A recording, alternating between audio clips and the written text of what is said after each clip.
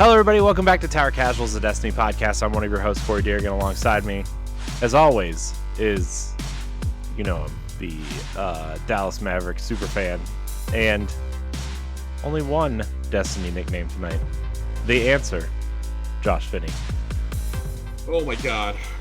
Guys, I'm going through it right now. The NBA draft is happening right now. My Mavericks are causing my blood pressure to dip and dive right now. I really wish I was recording. Guys, literally, I told Corey, I saw it came across my feed. I was waiting until they picked for us to start. And it comes up, Dallas Mavericks are trading pick number 10. Fuck. That is like the worst case scenario for me to see. They're trading it to Oklahoma City. Even worse, because that's like 3 hours away via I-35. They've got so many first round picks. And then they take the guy. They take one of the two guys left that I was okay with using a pick on, to make matters entirely worse. But we got off of the contract of the Latvian laser, Davis Bertans, in exchange to move back 2 slots. Done. Pack your fucking bags, my man. You can go be an albatross on that team. Oh, boy. Wow. Josh is really excited, everybody. You should have seen his roller coaster of emotions just now in the last, I literally, I was crying for a different reason. It's true. That's true. I share exactly what is on when you log into Twitter and you're typing out something that's going on. It says what is happening ? ! That's me, but like with 50 more exclamation points and question marks behind it. This, I did not have to take John Collins on. This is the best night ever. I'm good. Whew. Josh is excited, everybody. It's been a really good week. Okay. It's been a really good week. It's been a pretty good week. I'm not gonna sugarcoat it. It's been good. It's been busy. Although I've been nursing this extreme back pain, Josh. Oof. So my chair back there that I usually sit and play games in, I've been sleeping in, and like I have 2 like storage totes over here turned upside down and a blanket covering them, so I have leg room. Unreal. Oh god. Man. I pinched a nerve last year right before we went on vacation. And It was the worst thing. I was sleeping with like ice packs on my back. Like just we have several because of my horrible legs. But I slept on top of them to try and get my back to stop hurting before I had to go sit on a plane. Sitting on a plane with back pain is the worst. That's like the actual maybe like most, not like worst pain I've ever been in, but like the most irritating, I think. It's like you can't stretch, you can't scratch your back. It's awkward. There's people fucking looking at you because you're squirming every 5 seconds. It's awful. Yeah, it's awful. I feel like an old man. Nerd, you're old. I need advice on what to do with my bad back. Me too. While you're at it, you're old, nerd. Although I think he's younger than I am, but that's fine. Anyways, Josh, major things have happened this week. One episode after 150. Wouldn't that have been a massive bomb to drop on our 150th episode? I guessed this was going to happen when I played the story last week and it was a big nothing burger. I was like, oh, it's going to happen. You said it on episode 149 on the episode. You said that there's something big going to happen right after our 150th episode. Because Yep, just the way it was going, it's the second to last week of the season of the seasonal story. Seasonal story will wrap up presumably at reset on Tuesday. If not, it'll wrap up at the end of the season with an epilogue.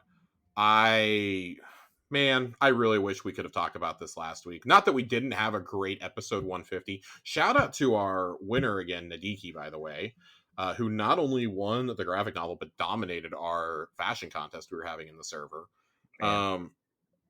It's time to step down there, Nadiki. You're done. You're done. I'm happy that this is finally in the game. This is the infamous cutscene that was data mined and posted within an hour of the season going live in May. I had miraculously avoided spoilers with the exception of one screen cap up until now. And I'm so happy that I avoided all of this, because to get to experience this in game, it is we're jumping straight in here. It's a nothing schwab this week. We're jumping right in here, and then we've got another big topic afterwards that the Yeah. community's talking about. This It's is it is not an exaggeration to say this is the most important cutscene in probably in the history of Destiny.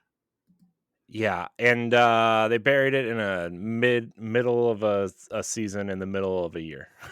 Corey, you said you had some thoughts on this. I want you to share your Yeah. thoughts before we get into the greatness of this cutscene, and I also have some Yes. commentary on how it was delivered.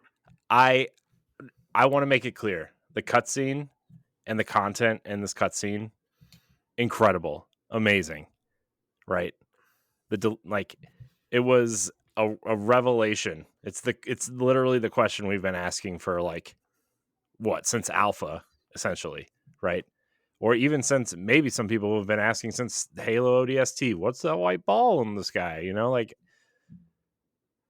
the way it was delivered, Mm-hmm. this I feel like this type of thing should have been Lightfall's finale.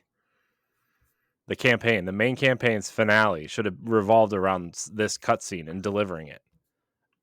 Yeah, I don't understand why this was in like even if it was part of the first season, okay, I get it. But a second season that most people probably have to pay for, and a lot of people that maybe follow the story tangentially, but maybe just play the campaigns and move on to other games, right?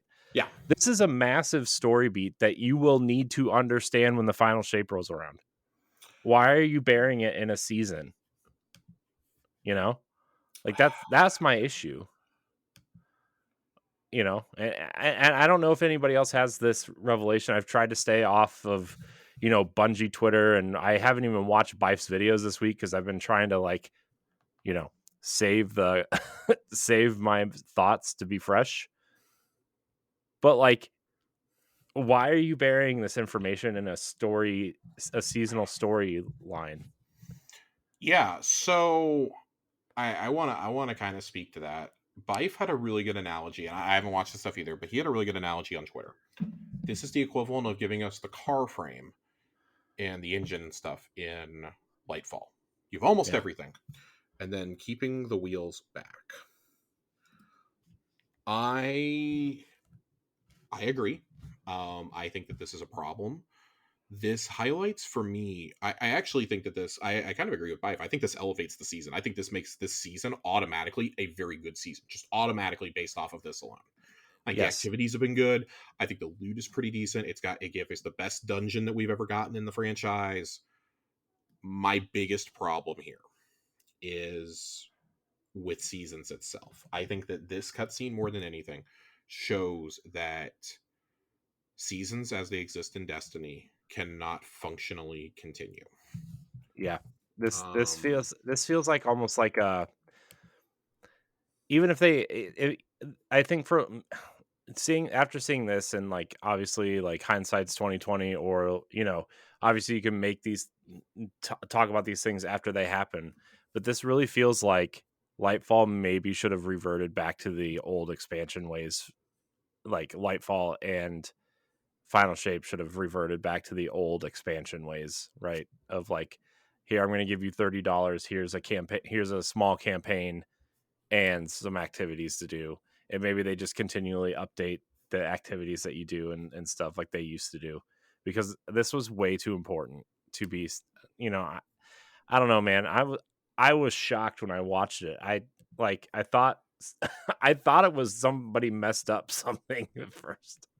Like, I don't Um, know, man. yeah, so I don't have a problem with the big moments happening in seasons. We've had so many times now, right? Yeah, but Stuff like this is a well, big moment, man. that's gonna lead to kind of my point.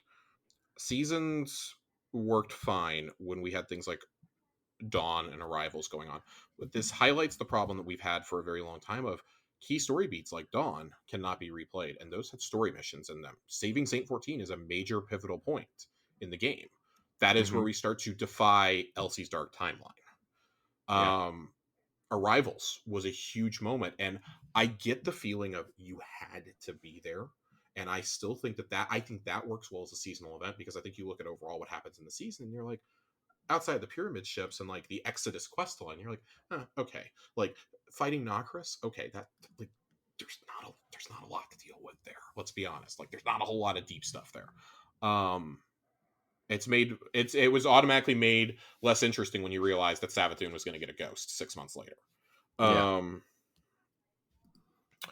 I would say that the biggest thing that I've realized with seasons is you look at things like us fighting Keitel and then ultimately forming the alliance after Zavala's assassination attempt.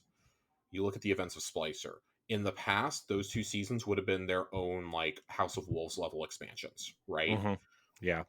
I genuinely think, and I mean, we've spitballed this for a while with Final Shape, and I mean that was a couple years ago, right?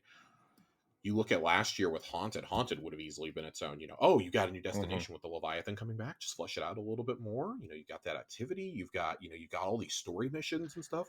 Cool. Seraph could have been its own. We could have just cut out Plunder, Yeah. and you would have been fine. Just tie in the Risen stuff to the campaign. You could have tied Yeah. that in as like a post-campaign quest line even. Yeah. You look at this year, and I think if you would have combined like Defiance and this, you could have actually had a really cool storyline. I think bridging the two, with Amanda's death kind of being the bridge point. Regardless, this cutscene needed to be in Lightfall, and the pitch that I made was I think that Lightfall's post credits mission, so to speak, the exotic LMG quest that we go on in the Yeah. Black Garden, I think that actually should have been shifted here. That should have Yeah. been a DLC thing. Yep. You could have still given us the weapon, but I think that quest could have been here, or it could have even still been in the game. Lightfall was so bare bones in terms of story that you could have still had both of these in there, and it would have made sense. Yeah. Along with the 100%. information that we're getting in these Veil quest lines weekly, right?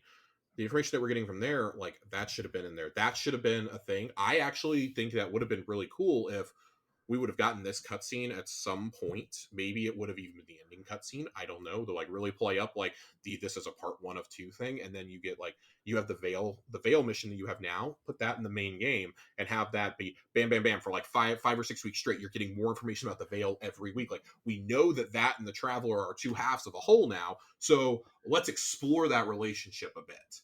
I think that would have added a lot more meat and context to the story that we got, because with this cutscene, Lightfall automatically goes up a few places. Automatically. With this information, Lightfall's story gets bumped up. I'm not saying it's like Witch Queen level, but it's getting up there. It's like the next tier down from like Witch Queen and Taken King. It's the next tier down. Yeah. I almost feel like if they didn't introduce Strand and Neomuna, like the Lightfall campaign could have been a seasonal story almost. Like that storyline could have just been like a seasonal thing. Although I guess they revealed the veil and everything, but still, like I don't know, man. I feel like this was so much more important than I I don't know. Now that I'm thinking about it, like this cutscene needed to happen after we found out what the veil was and where it was, but like I guess that means that Lightfall's campaign needed to be longer. I mean, it did. Like this pretty clearly would have been in. This pretty clearly would have been in it, and that's my biggest issue. I think this would have been pretty clearly the halfway point if Lightfall and Final Shape would have just been one straight campaign like it was supposed to be originally. Yeah. That being said, I think that this season in particular, like I said, when I started out on all this, the seasonal model is so flawed. Not just in terms of like activities and whatnot. I think that this is an issue because not only do seasons go away, but they don't allow us to flesh out as much. Like we're gonna get this awesome cutscene, and we're gonna wait until August for more context. Right. That's not very cool with me. Like I think this would have been a really good ending to the campaign, or to like a first of 2 mini expansions. Like a Dark Below House of Wolves situation. Yeah. I think more than anything, and this is going to kind of tie into what we talk about after this. Bungie's model needs to change, and I think it's holding. They've acknowledged that, and I think that the current seasonal model is holding on for dear life until they get the Final Shape out the door. I really genuinely hope that when we're talking about the next content drop in May 2024, that it is for a legit content drop and not another seasonal drop. If you Hmm. want to put like a 12-week season out with the expansion, that's one thing. That's one thing. You can do that. You want to throw out something fun like the 30th anniversary pack? Fine. What I'm not cool with is you doing all these important story beats. Like I am.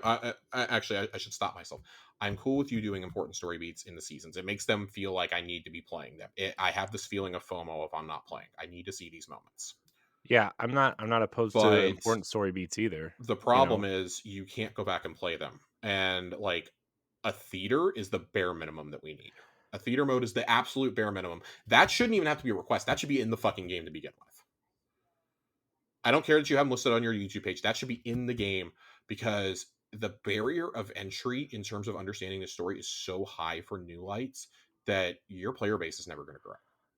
Yeah. The Game Pass deal was kind of the last time it was safe to jump in, I think, because that was right before everything got sunset.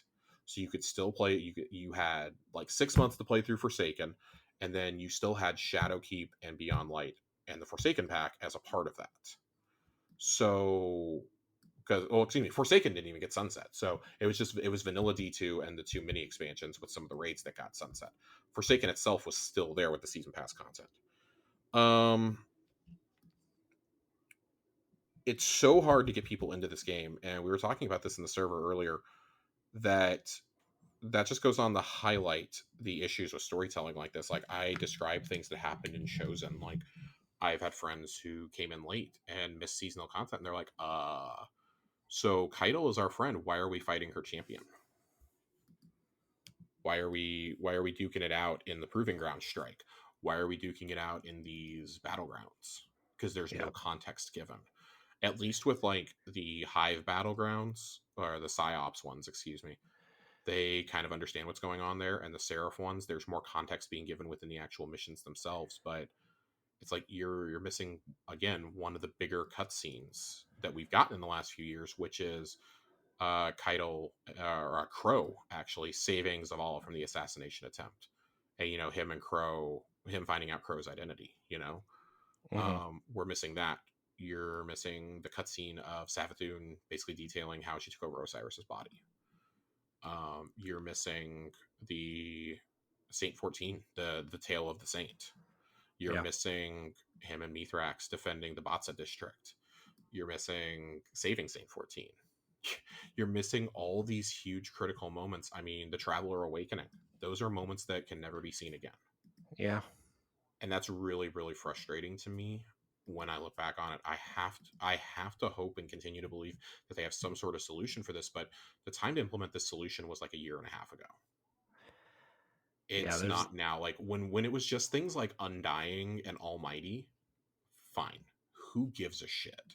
Nobody is crying over the Vex offensive and Ikora's fucking little Vex portal being built in the middle of the city, which is asinine, by the way, as a plot point. Nobody is crying foul over missing out on Season of the Worthy and Seraph Towers. We're upset about missing Season of Dawn. We're upset about missing the context in Chosen and even the context in things like Hunt. How does Crow come to join the tower? Like, Yeah. Hunt may be a lackluster season in terms of activity. In terms of the story, it's actually really important. Yeah. Like, Yeah. there's a lot of things that have happened in these seasons, and I think that like it's so good because it's gotten so many of us to tune in weekly, like a TV show. But the novelty of that has worn off. It wore off this time last year. It wore out its welcome when we started going on pirate hunts for fucking Nezarec's fingers. You didn't like the fingers, No, I'm gonna like the be serial honest. killer. I kind of like, I don't want to say like I turned my brain off, but that's where I started dipping for the first time in Destiny in years. Of like, I'd taken like month-long breaks before, but I was like actively not interested in a season. I still finished my season pass, but that Seraph, even with all the great things that Seraph is one of our best seasons. I was still kind of tuned out. Continued that through Defiance, and this season is an all-time low in terms of playtime for me. And I see a lot of players sharing the same mentality with me. and I don't know, like a lot of attribute it to like, oh, PvP is dog shit. Like, well, it's been dog shit for a few years. Find a new slant. I think all of us are just kind of tired with the seasonal rotation and having these beats. Like me as a big story nerd, I hate that this is in a season because it's so cool, and I'm so glad that people who play this year are going to get to experience this. It's going to be gone in 6 months unless they change something like this. Bungie, if nothing else has ever convinced you, this cutscene alone has to convince you to have a way to have these stories playable. And guess what? The way that you told it through Sloane and Asha will not make any fucking sense without the context of the season. Yeah. Why is True. Sloane telling us this story? I still don't know why the fucking fish is telling us this. I have no idea how the fish knows this or why. No fucking clue. Yeah, it's kind of. And I'm okay with it for right now because, listen, space magic, okay? But I'm not okay with us basically throwing story content aside. But I don't know. Do we have any more thoughts on this? Because I'd really like to talk about we've talked about how awesome it is. I'd like to actually talk about what happens in it. Yeah, I mean, my last thought is like just to reiterate what you said, they need some sort of solution to catch people up, even if it's like you know how sometimes in games like they have a last time on blah blah blah. I know Telltale did that. I know Gears of War did it. I know a lot of games that have sequels do it. Like they catch you up on the story, so you don't have to replay the whole game. Like at the very least, have cutscenes like that somewhere. But like you said, like this is just it's it's upsetting because the content is so good, and I want to talk about the positives too because this cutscene was incredible. It was it was like this shocking revelation, right?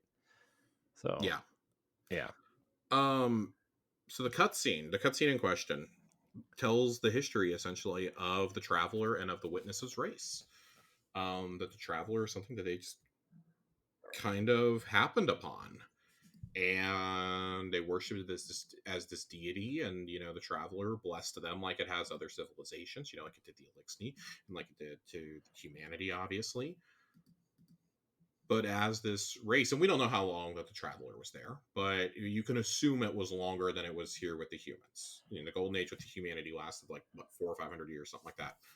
You can assume it lasted longer than that, probably a millennia, because they were so enlightened that they went off to search for other things, and they discovered that it was one half of a whole, and that the other half was something they called the veil, and that when they communed with that, essentially, is when they were exposed to darkness for the first time. And that the darkness isn't actually darkness, it's they saw it as bringing order to a chaotic universe, and that the traveler's very existence brings and invites chaos. Um, and so when the traveler realized what they intended to do, it fled.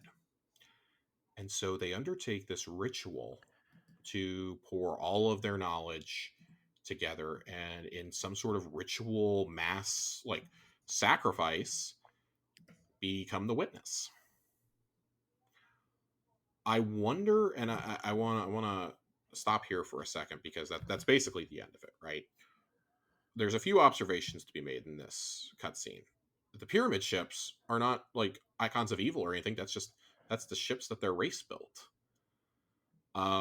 We see a sketch. One of the sketched images we see is the travelers being raised up by them, right, as like this god. Is we see this like advanced city being built underneath it, and the architecture reminds me of the concept art we saw of the Darkness City years ago with the launch of Destiny 2. yeah. I think It it's in the remind art book actually. I think I think so as well. I have not checked my art book, but yeah, yeah, I because I we thought the veil was the race, right? we Remember did that? we thought that for years. Yeah. um just absolutely wild. I think that there are I think there's some interesting revelations here, right? Like we say it's the most impactful thing, and it's because they crammed so many answers into a 2-minute cutscene. Hmm. It's so well done. Like we see the veil statues referenced in a piece of art that was definitely plagiarized, that they've had to apologize publicly to the artist for.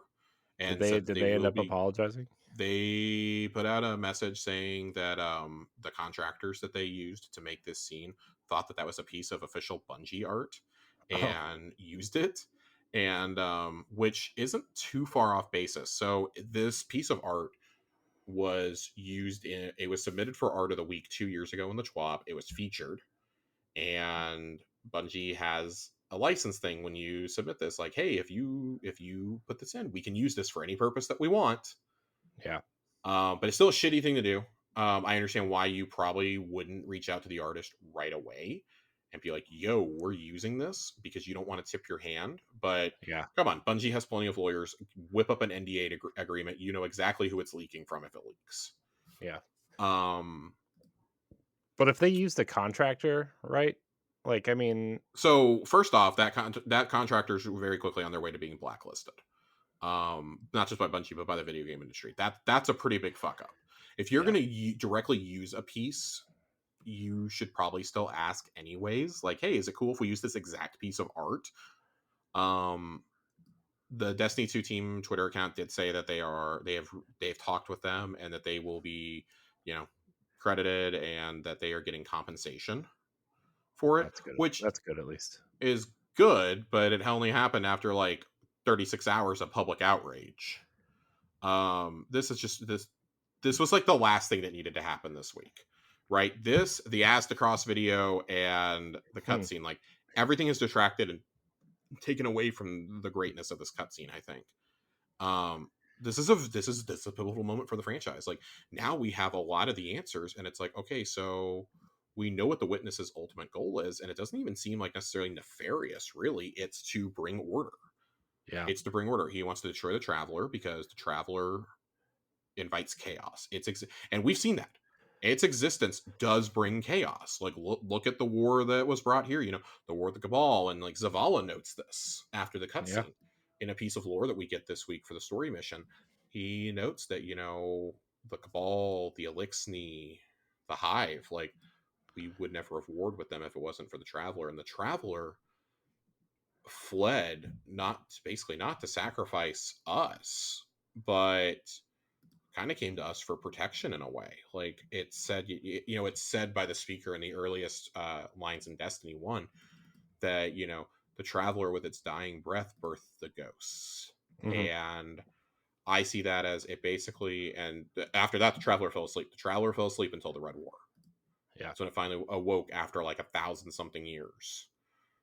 But, you know, we have a piece of, and that would, I mean, that would kind of explain why the witness can commune with us through ghosts.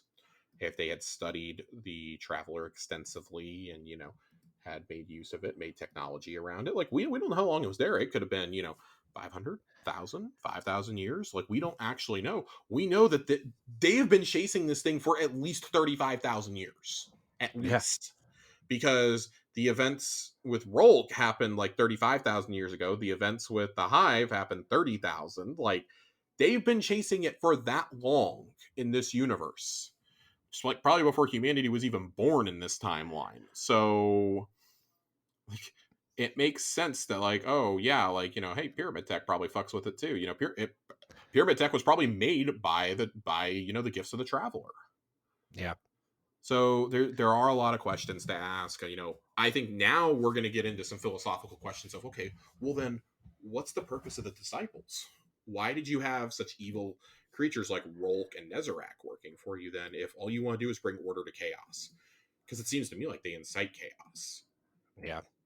So there are more questions that still have to be answered, and I expect those to be answered probably in the next 2 seasons. The purpose of the disciples and whatnot. Like, why would you raise the tormentors? You know, why do you need Hmm. armies if, you know, you're seeking to impose? Then they're seeking to, and of course it's like, and Zavala and Ikora kind of note this in the lore that we're going to talk about later. They note that, yeah, you always think you're the one who's in the right, that no matter what you're doing is right. Zavala even worries that, are we going down the same path as humanity, going down the same path that the Witnesses race did? I also found this absolutely fascinating thread on Destiny lore on Reddit that I kind of pulled on the string. and it's a little wacky. So bear with me here, but it is a lot of symbols from Curse of Osiris, and they were on the wall in Mercury, and each one is a different lore drop from Curse of Osiris. But if you read the flavor text at the beginning of each piece, it essentially tells a story, and it kind of tells the story that we just saw in the cutscene in a lot of ways. For instance, Garden Progeny 1, which is the first one. If you're looking at this like a clock, it goes clockwise. There's 12. There's 12 pieces. Garden Progeny 1, its flavor text reads, two siblings cleaved by time and space, reflections never found alone, the ending of the Eldritch race, a path long seen but never known. That's kind of ominous. Yeah. That's a great way to start this. But Yee. yeah, wonderful. But it was this fascinating thing when I started going down this. And then like Perfect Paradox is the next one. A tale that's different from the rest. The thread unfurls against the clocks. The one the speaker loved the best must have a perfect paradox. You know, like, is Saint 14 going to be kind of key to the end of the game? Like, we don't actually know. Like, he is one of the few to defy the timelines because of us. See who's robed as if a god, who stands with pride above the rest. Destroy the ancient nameless fraud. Destroy the one whose death was blessed. It gets really, really weird. It gets really weird. An army meets and stands and falls. Three nobles wage the hopeless war. In shifting madness, evil crawls. One stands above the battle's roar. I would take that to mean the Hive siblings and the Witness, for instance. Like, I didn't pull up any tabs beyond that, but there's 12 of them, and I think it's a really fascinating theory to think that actually kind of tells the story like low key before years and years and years before it's in game. And this was the next add-on right after the cutscene of the Pyramids fleet awakening, quote unquote. Mm-hmm. I think this also raises the question of who on earth, we've come back to this time and time again, but in light of this cutscene, I genuinely want to know now, who on earth is it that Marasov said was going to be a visitor in her court who is not a fan of those who wield the light? Because we know Mara's hiding something. We know that. So Shocker. Yeah, shocker. Marasov has secrets. More at 10 o'clock. So who do we why would she so suddenly be on our side so intently? When before she wanted to just stay out of it, she just wanted her brother and she wanted to be on her way, and then all of a sudden she's there in the cutscenes for Lightfall, and she's helping us in Seraph, and she's helping us in Defiance, with the Queen's favors and things like that. I've long thought that there's something going on with Elsie's time travel also. Yeah, I've kind of been feeling that too. My wonder is, and I know this may be too big brain for us to do in one expansion or in a couple of seasons, was it possibly the Witness who was coming to visit Mara in her Queen's court way beyond the fringes of the galaxy? Was he coming to try and recruit the Awoken to his side? Yeah. Because after that, the Queen's court is abandoned. She's not there anymore. She's gone. Yeah. And I think like whatever it is spooked her so much that she just pieced out. She just disappeared. So I think that's a little bit of food for thought. But this cutscene is it's utterly fascinating. We see so much of the iconography that we've seen throughout the pyramid ships since Shadowkeep, really. We see some of the iconography we've been seeing since then. Specifically like the staff with the different branches on it. We see that was actually a tool that they had and not just an inscription. We see some of the like tapestries that were in Rolk's pyramid. We see things of that nature. I think that's really, really fascinating that they go back to this and like, yeah, well, and basically just the story is like, oh, well, that was, those are tapestries of their race. Those were icons of their race. Like this primitive race that, this is what we thought the Mayans were going to be in 2012, essentially. Like, nobody tell Mel Gibson because he'll try and make Apocalypto 2 out of this, but Jesus. I don't know. Like I think this is both really easy to digest, and I think there's a lot of subtext here that makes this a much deeper thing than, oh, I just watched a 2 minute cutscene. Like I Chelsea's pretty up to date with the Destiny story, for example, and she watched it and was like, "What the hell did I just watch?" And I was like, "Yep, that's about the reaction that I expected." So I'm trying to explain some of it, and she's like, that's too much for me." This may be the bowing out point for some people in terms of the lore. I expect a much easier to digest version of this being spoon fed to us next season or even next week. Yeah. um Breaking it down a little bit more, but I like how they immediately had lore that kind of backed this up, that showing the characters reacting to these revelations. That's important. That's important, and I think that above all else, it continues to bring the story of Drifter into focus. Like Drifter and the Nine may actually be key players in this final piece. Yeah.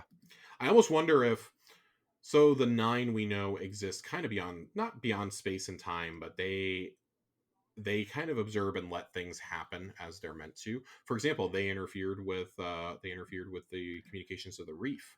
The Reef could not warn the Tower of the coming of the Red War. They couldn't warn them about Gaul's fleet. Otherwise, the Tower would have been prepared, and it's likely that Gaul never makes it to Earth. Yeah. We know that they interfered with Skolas. That's the reason why Skolas was freed originally from the prison of elders. Paladin Orin, became a servant of the Nine, with the trials of the Nine, and Drift. They are the ones who gifted Drifter the Hall and basically told him to prepare the Guardians. Prepare them through trials.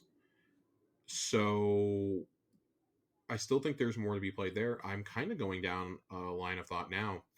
What if not every being participated in the mass suicide that formed the Witness, and there were a few that survived and they became the Nine? Yeah. I kind of was, when you started talking about the Nine, that's kind of where my head was going to. I mean, And that I think kind this of, would also be the opportunity to figure out what the fuck is Xur finally. yeah. What if he, Xur, what if he, what if he's in the final cutscene and he pulls down his hood and he's like that race because they have the glowing eyes? I mean, it would definitely be possible. I think like the tentacles, maybe it's possible that he was a botch. He was botched, Hmm. the ritual went wrong, because he says his will is not his own, but he's Yeah. been dispatched by the Nine to equip the Guardians, essentially, is what he tells us in Destiny 1. Yeah. To So take on the Witness. Is that where we're getting at there? that's where I'm kind of getting at. Like the Nine may be sitting back and watching, but like kind of watching this paracausal game. And the other big revelation we get out of this is they finally go back to the Gardener and the Winnower. After Hmm. all this time, since Shadowkeep, we got the lore about the Gardener and the Winnower back then. It now makes sense why they were so determined that everything from Shadowkeep forward needed to be playable, which not everything is because the seasons aren't playable. But the major expansions, because they don't overtly say it, but the lore is there. Now I've got my mind going to different places following the Final Shape cuts or the Final Shape teaser trailer that we got. Is it possible that what we're seeing there is a space-time portal back to where it all began? Was maybe a garden world, so to speak, contained within the Traveler, like metaphorically? Yeah. Is that a portal through space and time back to where it all began, and the Witness is like starting a time loop of some kind? Like who the fuck knows? There's so many weird things that can happen here. But the appearance of Cade 6 implies that anybody who has died in the light and had their ghost crushed and still has died a final death in the light still exists wherever this destination is. Could this be the opposite of the Black Garden? Could this be, or is this an extension of where the Black Garden is? Because we never solved where the Black Garden is. We've just gone through a portal. Yeah. Is it possible that it's there? Is it possible that this is like all part of the same area, the same planet and whatnot? Who knows? Man, that'd be some pretty major wraparound for the story, I guess. That's, man. I don't know, Josh. That And I seems think that we still have, I still am a firm believer we're going to tie back to the moon cutscene where we first meet Elsie in Destiny 1. yeah. And who's she talking to? I Who still is she think we're talking gonna to? find out. It was supposed to be Osiris originally. I think it could still be Osiris. It's either Osiris or it's us. You know, Yeah, I could see it very clearly. Like she's talking to Ghost. yeah, yeah. I wonder if it. Yeah, I wonder. I mean, I wonder if it's us in either a different timeline or whatever. Kind of guiding her. Maybe I don't know. Yeah, I don't know. It would make sense to me that it's that's what it is. That makes sense to me. Yeah, That we're in the correct timeline and then we go back. So yeah. Man, that'd be. Do you think do you think we'll see time travel a little bit in the final shape? I think so. I think it's pretty obvious it's going to happen. Yeah. Okay. Yeah. This is man. This whole This is something to cutscene, man. watch. This is something to watch. I'm excited. Yeah, I'm really excited. I'm really excited about this. I think this is going to be fun. I think it's going to be really cool to see how this unfolds. I I need to see what happens in the next two seasons because I think Yeah. whatever happens, this cutscene is officially the halfway point for us. We may not be there in terms of like you know literal time, but we're there in terms of content. We are halfway to the final shape now, Yep. and we'll not get any more story dropping until after the showcase on the 22nd of August. Hmm. So for this to be the last thing that we see exactly 2 months ahead, by the way, we are exactly 2 months after the showcase as of right now, about 60 days out roughly, give or take a day or two. Hmm. Um, that's got to be look really weird, but also it is weird to me that we're not going to get any more story except through a couple lore drops and like another like radio thing to listen to in the helm. Yeah. We're not going to get any more story between now and then. That's 2 months is I think 2 months is too long to go without major story beats. Like if you're going to do that, you need to have an exotic quest somewhere, or you need to hold a dungeon for them. Like there needs to be continuous story being fed into a game like this, especially after a revelation like this. Like, oh, so you're going to give us that, and then that's it. That is like, bam, we just what crash test dummied into a wall at full speed. That's Yep. what just happened here in terms of the narrative. Here's us. Here's Bungie's time gates. We just ran straight in. We failed the crash test, Corey. Literally what just happened here. We failed the crash test. And we are literally, I am laying on the ground like I was just in my only car accident I've ever been in, not knowing where I'm at because it was so sudden and out of nowhere. Just like, oh, someone's dragging me across the street. Why do my clothes smell like gas? All these wonderful things that happen when you go unconscious in a car accident. But that's kind of how it feels here. It's like the proverbial sparrow hitting the fishing pond. Yeah. Like, you just kind of expect me to sit on this for 2 months now? Like, that reveal better show me some goddamn story. Right. Like, at this point, I don't think there's much you could really show us that in the way of spoilers. Like, if you keep it kind of like Lightfall and show us just from like the first 2 or 3 missions, fine. Yeah. I don't think that's a big issue. You do have 2 more seasons, but we'll know the premise of the third season by that point. I still am completely convinced that there's going to be a delay. I think there's a delay to Final Shape. I do too. I I think they know they have to knock this out of the park, and everything has to be in there. It can't be one of those, oh, we're going to give you some answers in the follow up content. No, that should be tying up some loose ends like Zivu Arath. yeah. That's the kind of stuff you can tie up in like a Dark Below like priced expansion. You should Oh not be boy. wrapping up a major. Nothing about the witnesses race should be getting resolved in seasons. I Yeah. want to say that. I should be able to walk away from the Final Shape expansion going, I know everything I needed to know about the main saga of Destiny 2. Yep. Man, this is it's getting intense, Josh. It's ramping up. It's ramping up. It's ramping up. I'm excited. I'm really excited. I just man, 2 months, man. That's a long wait. You think so how long do you think the final shape gets delayed? Um I'm gonna say early summer. I'm gonna say that I think it gets. It all depends on what Q1 and Q2 look like for releases next year. I'm gonna be completely honest. Yeah. But I personally think it gets delayed. Lightfall felt like it came in really really hot, whereas Witch Queen felt good because they traditionally released in September, and then they were trying to meet a September. They came out and said we're not even gonna try to meet September. We're not gonna try to do a November release date. We've wanted to move to earlier in the year for a long time now. I think they also know at the same time they can't do 6 month seasons anymore. 6 month seasons at this point will kill this game. Yeah. They are walking a really delicate line. I think the best thing for them to do would be maybe do another season. At the You think they risk would do of like a? You think they would do like a 10th anniversary of Destiny season no, type they won't. thing? I don't think they'll do that until September. I think they're gonna 100% save that and milk the shit out of it. And I think you have to. I think that's something that's like the perfect piece of content to do post final shape. That's part of why I think that they're gonna delay it. Also, is they want that to be the first season after. It's just like, hey, look, no story stakes, just fun shit. Just unplug for a while we work Yeah. on what's next, while we cook. Yeah. Um, I have to imagine it's probably not getting delayed too much. If I had to guess, I know I just said early summer. I'm going to go with mid-April. I'm going to go with Easter. I'm going to go with Easter weekend. Or like right around there. I'm going to go right around there.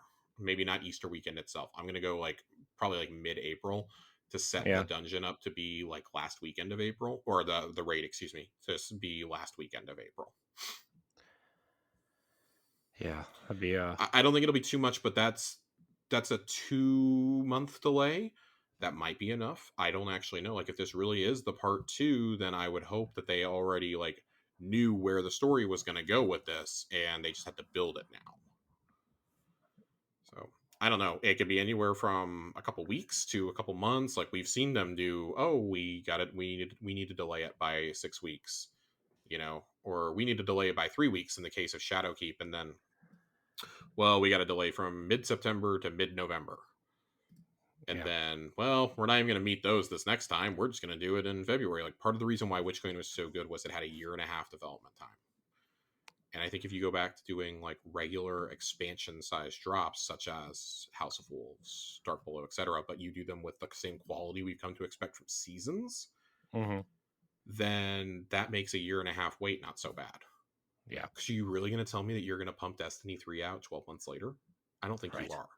No. But if you do something like this and you do like, say you still charge the $45 or $45 for the season pass going forward, but it's 3 of those expansions with like a mini season attached to like a 9-week season attached to the actual expansion release. Mm-hmm. And you release those in like 6-month increments. That gives you a 1.5 to 2 years to come up with your next thing. Yeah. I And you really just think. do quality of life changes like every 6 weeks or something. I don't know. Yeah. I'm I mean, spitballing here. I really think they're going to skip a year after the final shape, because I think they're going to want Marathon to breathe a little bit, maybe. I think they want one of those to be like we do our major update in the fall, and one of them the major update in the spring. And I think Destiny has spring lockdown. I think Marathon will probably have stuff like maybe not its initial launch, but I think like they want the heat for Marathon to be coming off of the PlayStation showcases in the summer. They want to be able to Yeah, but promote I new kind of shit there. yeah, but I kind of feel like Marathon might be set up more like a Fortnite style seasonal I model mean, than the it's going Destiny to one. be. It's going to be. Yeah. It's 100% going to be, and that's the other reason why I'm arguing that Destiny needs to change its seasonal rollout. Yeah. Because if you have 2 of those coming from the same company, what are you gonna do? Overlap releases? Like, oh, we have some major shit happening in Marathon this week. Oh, but there's a major story beat in Destiny. Like, no, they want these games to have time to breathe, but at the same time, I don't know. It's very weird how it's gonna work. I'm not exactly thrilled about this. Change Do you think Destiny seasonal model. do you Change the think seasonal the model. do you think the average player is going to play both? Do you think? I mean, do you think this appeals to the same person? Yes. First off, yes, because it's a Bungie game. We had the same question about Halo going into Destiny. Oh, is this going to appeal to Halo players? Absolutely. Absolutely, it's going to. The question is, there's 2 questions, though. Can Marathon retain the initial influx of Bungie fans? Because Destiny 1 did not hold it. Destiny 1 was a huge, like the best new selling IP in years, and then everyone dropped off within a month. Yeah. Can Marathon hold that, especially as a free to play game and as an extraction looter shooter? Yeah. And could Destiny survive taking a whole year off? And my answer to that is no and no. Yeah. I don't think either game can sustain that. And we've heard Pete Parsons has talked about it, and Tom Farnsworth over at Bungie has talked about it before in Twitter threads. Like, yeah, our model has shifted from ship. I think even Chris Barrett talked about it after Marathon was announced. Our model has shifted from shipping boxed games to digital only releases now. The digital only and free to play releases in the PvP marketplace and player engagement spaces and whatnot. My thing is, you should not be out here promoting this, and I kind of want to. We're already going that way. I want to use this to like segue into the Aztecross video from this week, where he talks about the nickel and diming of the game, because one of the conspiracy theories that's run rampant among Destiny fans since the Marathon reveal a few weeks ago, about a month ago now, is that, well, there's a skeleton crew only working on Destiny, and everybody's working on Marathon. No, that's not how this works. That's not how game studios work. First off, they want to have multiple projects. They want to have multiple projects in the pipeline. Now, what I will agree with, and what is very obviously what happened, is they did neglect Destiny PvP to go work on Marathon. Like, we straight up had the PvP leads leave to go do that. The sandbox lead is left. The combat lead is left. Like, all of them have gone to go work on Marathon, but that doesn't mean that they haven't trained up people in Destiny. It's just the PvP team got depleted and never got restored. And that's a problem. That's a problem. We've been beating that drum for 3 years on Tower Casuals. Yep. And at this point, I think Destiny PvP is probably too far gone to be saved, in all frankness. The meta has changed so much. We've added so many new abilities. We've added so many different types of weapons. And honestly, like, I see people be like, oh, well, Destiny 1 PvP was so much better. It was so much more balanced. You didn't have PC to balance there. You didn't have cheaters running as rampant in Destiny 1.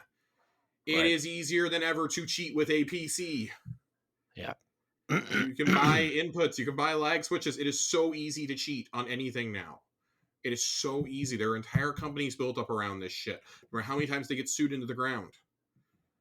Entire businesses are promoting this stuff. And it's just like, you're fighting a losing battle. And that's why, like, I see some of the PvP players getting so frustrated and being like Grenadier Jake, one of the most prolific trial streamers, maybe the best trial streamer out there. Maybe not like the best player, but the best streamer who plays. Has basically said, I'm only going to play Destiny on stream when I'm enjoying myself. Like, I'm going to shift to other games because I'm so frustrated with the state of PvP. This is the least I've ever enjoyed it. It's just been getting worse and worse and worse over the last couple of years, to the point where one of your most notable PvP players is going to he's not leaving the game, but he's going to stream it a lot less. Glad did the same thing a couple years ago. Like, I want to say during Beyond Light is when he decided to go. But Glad was doing the same thing. Glad was doing nothing but streaming Destiny. That's all he did, 12 hours a day. Yeah. And I mean, we all remember the Corridors of Time puzzle. He was one of the guys who was, instrumental in, gathering all the community stuff for that. I see people like Fallout Place put out a video today that was like, am I bored of Destiny 2 or something, was the title. And it's like, guys, I understand that this is what you play for your content and things like that. I am imploring you to go play other games. Diablo 4 just came out. A lot of Destiny players have been playing Diablo 4. You can leave the game for like 6 weeks and then come back and play. Like, you can shift to other models. I understand that you're afraid to interrupt that revenue stream, but like, for players who are playing this game and are feeling really frustrated, who are like, oh, I don't enjoy where the game is right now, or like me, I feel like it's a lot of aspects of it gotten really stale. And it's a shame that this season changes up and like has a lot of fun with some things. I think that the water dynamic is interesting. I actually like the salvage activity. I like the deep dives. Favorite dungeon. The story is actually, like, the writing is actually really good for the story, even if I find the story itself a little bit lackluster. Yeah. But there comes a time when we have to admit it's okay to step away from a game. Yeah. I think especially for someone like Glad or Grenadier Jake, right? Like, I think it would be different if they were going off to go play, like, I don't know, farming simulator, and not a similar type of game that their audience would be into, right? Like, I think Diablo's the perfect game to do that with. I think there's a bunch of different games that they could go do, but I think as long as they kind of like realize what their audience maybe is into, and not everybody's going to go play Diablo, right? But like Right. I really feel like they aren't really going to lose that much by leaving for a couple weeks or 6 weeks or whatever, you know? So, Yeah, I don't think there's anything wrong with that. Like, obviously, like my income stream, my revenue, my family's, housing budget does not depend upon this game being something enjoyable to stream for, 8 hours a day, 4 days a week, yeah. and countless YouTube videos. But it's not like by for like, oh, okay, I've seen it, I've unlocked the lore, I can kind of unplug for a little bit and just cook on my videos, right? Mhm. You're actively playing and making content all the time when you're these guys, because you're making weapon videos, you're making breakdowns, you're doing GM runs, you're doing silly, solo dungeons and whatnot. And like, you're making content in a game that like doesn't really want you to, in a way. Yeah. Um, but I think like, so you have the general resentment from the community, right? And then you have Aztecross's video, which came out, which is about the nickel and diming in Destiny. And at first, I kind of rolled my eyes because I was like, okay, we have this conversation every year. And then I actually sat down to think about how much I've probably spent in Destiny. Like, we joke all the time about it, and I'm not talking like actual like physical things I purchased from Yeah. Bungie, which Yeah. I've probably spent like close to $1,000 on that stuff at this point.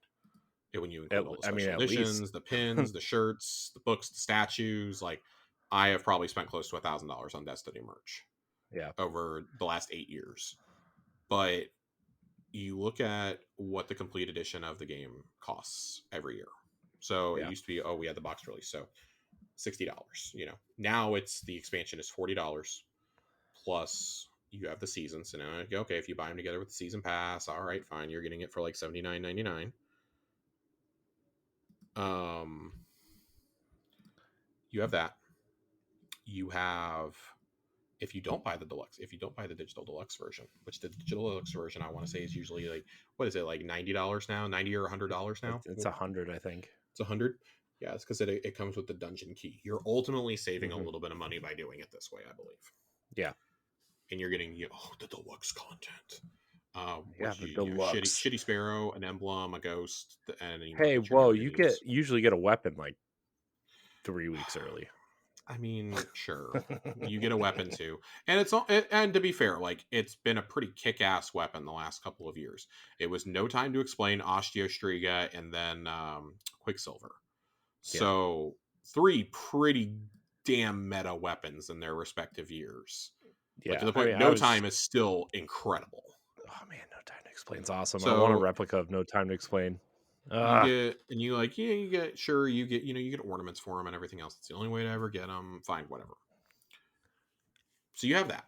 That's already $100. And like A1 Johnny and I were talking about this, and we says, for us, $100 is no big deal. I'm going to get hundreds Mhm. and hundreds of hours of enjoyment out of this game, despite I may complain about a season or two. I may think they're lackluster. I am still getting $100. That is $100 well spent for me. Yep. And then I start thinking about what it looks like when you don't buy that in a package, when you have to buy individually because maybe you don't have $100 at once. And there was a time in my life where I wouldn't have been able to drop $100. I would have had to buy the expansion and buy seasons, season to season. Seasons are, I think we just had a price increase on the seasons too. I want to say, I Yeah, don't it think was what? It went from what? They raised the price by $2. So what? 10 to 12, I think. 10 to 12, I think. So, okay, let's assume you're buying everything a la carte. So 40 or $50 for the expansion. Okay. $12 for each season. So 4 seasons. Then you have to buy the dungeon key. And the dungeon key is, what is it? Is it $20 for both dungeons or is it $20 per dungeon? It's for both. That's still egregious no matter what. Yeah. So, okay, that is nickel and diming, and then it gets worse. Then you think about Eververse, and I'm here to tell you, Eververse is never going away. Ever since the comment, and Dado kind of pointed this out earlier in the week when people were asking for his input, and he was like, "Nope, good video. I have nothing to add. The battle against monetization in this game was lost years ago. By the way, it was lost back in the Taken King Mhm. because Luke Smith famously said on a live stream." We're going to have cosmetics so good in the Eververse, you're going to throw money at the screen. Mhm. And I don't necessarily agree with the comments that I see from a lot of people in the community of saying like, "Oh my god, all the best cosmetics are locked behind Eververse." I don't agree with That's that not at all. true. Are you I seeing think some of that's the Titan armor they're selling? Gross. I think it's patently untrue. I think that there are incredible sets to be earned in game, and a lot of it is in the end game. A lot of it's in raids and dungeons. We just got one of the best armor sets ever in the history of the game in the Ghost of the Deep dungeon. We've got an awesome set. Usually the season pass ornaments are pretty damn good. Yeah. Like, yes, are the cosmetics in Eververse nice? Absolutely. Do I enjoy getting the armor typically? Yeah, I'm usually getting it with Bright Dust because I have a ton of Bright Dust. And I realize I'm a very privileged buyer. I'm very different from most people. And then you start looking at the cost of things in Eververse. Even if Eververse is never going away, you look at this and it's like 700 silver for a weapon ornament. That's Yeah. $7. Yeah. It's 15, sometimes $20 worth of silver for a what you call it? For a set of armor. Yeah. That's rough. There's things that are themed to the dungeon, to the season, to the raids that are in the Eververse and not earnable. I Yeah. look at all the cosmetics they put out for Guardian games, for Solstice, for the Yawning, for um, God, Festival of the Cost. Like I look at things like that, and I mean I've been banging this drum for years. Like more of that stuff, like at least half of those things every year need to be earnable. Yeah. You can pay to get them if you're too impatient to unlock them. And the event card nonsense, don't even get me started. That is egregious. Oh my gosh, the event card. That was where like I got really upset. That and the dungeon keys, like I can forgive a lot of other things. I can forgive the high prices in Eververse.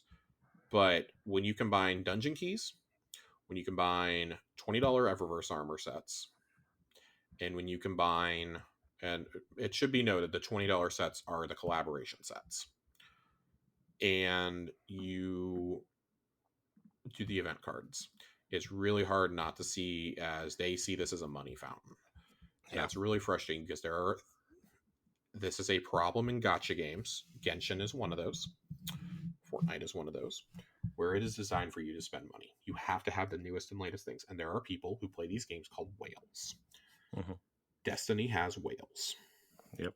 There are people who have to get absolutely everything. They are not satisfied unless they have everything because they have some sort of like OCD compulsion that they have to see it in their completions. And I think that sometimes when I see people complain about this, I think, okay, you are one of those people. You are somebody, and I used to be one of those. I could not stand seeing the empty spots in my uh, collections. Mm-hmm. I don't mind weapon ornaments, like really ornate ones, being a part of the Eververse. I hate that there is no way to earn some of these exotic weapon ornaments in game. The legendary ones that are back in there for these reckoning weapons that are reprised should 100% be earnable through deep dive and salvage. Mm-hmm. I complete a tier 7 deep dive, I should have like a 25% chance of getting one of those things to drop. Straight up. Yeah. Yeah. Straight up. There's no excuse for that not to be happening. Yeah. There are routes you can take here. Like I see, for example, whenever we get the dungeon or raid exotic, there is always an ornament in Eververse that season. Why can we not earn that first ornament? Charge me for subsequent ones. Let me do another quest inside of there. That'll get me back inside there also. Let me do another quest after I've earned the weapon. Let me do another quest in addition to the Catalyst quest. Let me do another quest in order to earn an ornament. That's the only ornament you can get for like the whole first year. And it's like a status symbol. That would be cool. Yeah. Let there be a ship and a sparrow for doing certain things on normal, for doing all the challenges on normal, for example. And then have there still be ones for doing it on master. Have there be that elite stuff for master. Put stuff in there for people to solo. I thought one of the coolest things about Prophecy back in the day was they had the ghost ear bunny shell. Oh yeah. And the bunny ears shell, and like Chelsea saw it, really wanted it, and I was like, you're never getting it. You have to solo Prophecy without dying. And she was like, oh. But that was cool because that when you saw that, if you saw someone using that, you're like, oh my god, this person is amazing. Yeah. Now I can go in and just cheese the boss and come out with the Master Sparrow. Like, Yeah. it's it's a problem, and I don't know how you fix it, but there is very clearly a problem. We had this, and there's a few instances where I think the community has gotten outraged and Bungie has actually listened when it comes to Eververse. The first was when they tried charging for trials cosmetics. And notice, they didn't ever pull those out of Eververse. You can still go buy those. Yeah. Those are still there. The emote is still there. The emotes are still there. That stuff is still there. That should be in the trials loot pool at this point. Yeah, I agree. That should be in the loot pool. There's no excuse 3-4 years later for that not to be in the loot pool. No excuse. Also, like, we didn't say stop making these. We said stop charging for them. We would really love if there were some trials cosmetics for some of these weapons that are used all the time in trials. I'd be awesome if there was a no time to explain skin.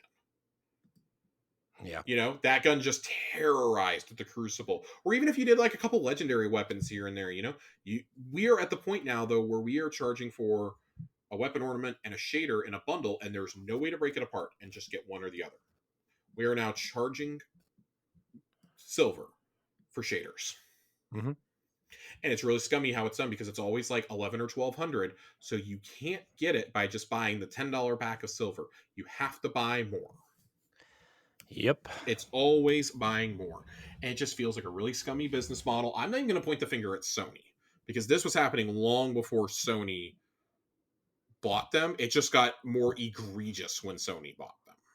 Yeah. That's when we saw the $20 armor sets come in. That's when we saw the increase in season pass price. That's when we saw, well, the event card nonsense was probably in the works beforehand, but I think that I get a feeling they were told to fast track that shit. Yeah. That the $20 set, man. Like I got it for like the Assassin's Creed set. Okay, you're working with another company, whatever. But like, man, you're owned by Sony, man. Like that's the company that owns I would you. say something else is that they were doing the daily offers in Eververse for a while, where it would be items that hadn't been there for a while. They'd be up and they'd be like, 300-400 silver off. Yeah. That category, and it's just got pointed. I literally just saw this as I refreshed my Twitter. This got tweeted out 10 minutes ago by JP Deathblade, who does Today in Destiny. Has the Eververse calendar, was super helpful until they hid all the information this season, and you can no longer post a calendar of what's going to be for sale every week. Daily offer sales no longer exist. I didn't even notice. I habitually try not to spend silver in this game, but daily offers don't exist. They're gone. They're gone.